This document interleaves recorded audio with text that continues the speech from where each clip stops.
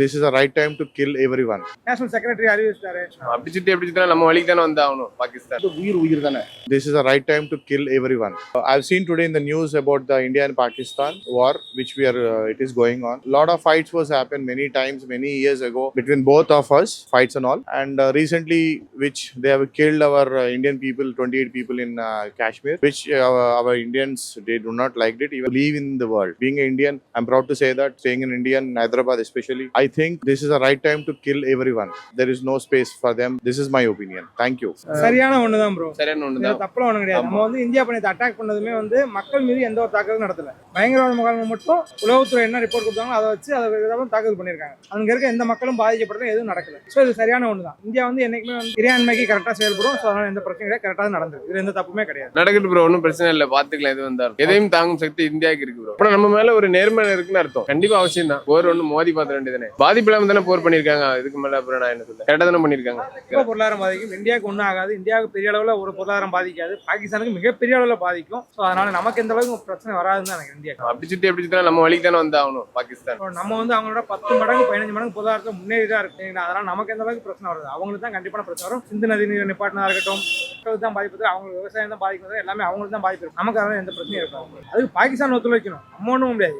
இந்த இன்னைக்கு அறிவிச்சிட்டாங்க, இந்தியாவோட நேஷனல் செக்ரட்டரி அறிவிச்சிட்டாரு. அவங்க பாகிஸ்தான் முடிக்கணும்னு நினைச்சா நாங்க முடிச்சுக்கிறோம், இல்ல அவங்க பதிலடி கொடுக்கணும், நாங்களும் பதிலடி கொடுக்கணும் தான் சொல்லுவோம். இதுல இந்தியா கையில ஒண்ணுமே கிடையாது. இந்தியா முடிக்கணும்னு நினைக்குது, அவங்க என்ன பண்ணாலும் அதுக்கேற்ற பேசுறது.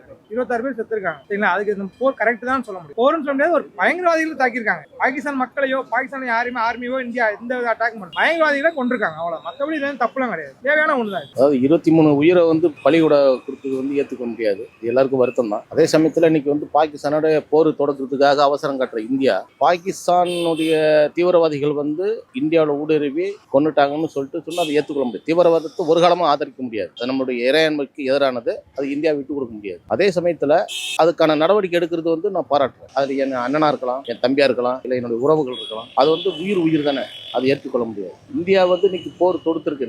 இரவு 1:30 மணிக்கு சந்தோஷம் தான். என்ற நம்மளுடைய பலத்தையும் அந்த வீரத்தையும் காட்டக்கூடிய ஒரு செயல். நம்மளால முடியும், எதையும் சந்திக்க முடியும். மிக மிக வரவேற்கத்தக்கது. இந்திரா காந்தி காலத்துல இந்திரா காந்தி வந்து பாகிஸ்தான் வந்து பங்களாதேஷ் பிரிச்சு கொடுத்தாங்க. அப்ப பிரிச்சு கொடுக்கும்போது ஒரு வார்த்தை தான், தூதரத்து மூலமா எல்லா நாடுகளும் தேடி வந்து ஆதரவு தெரிவித்தாங்க.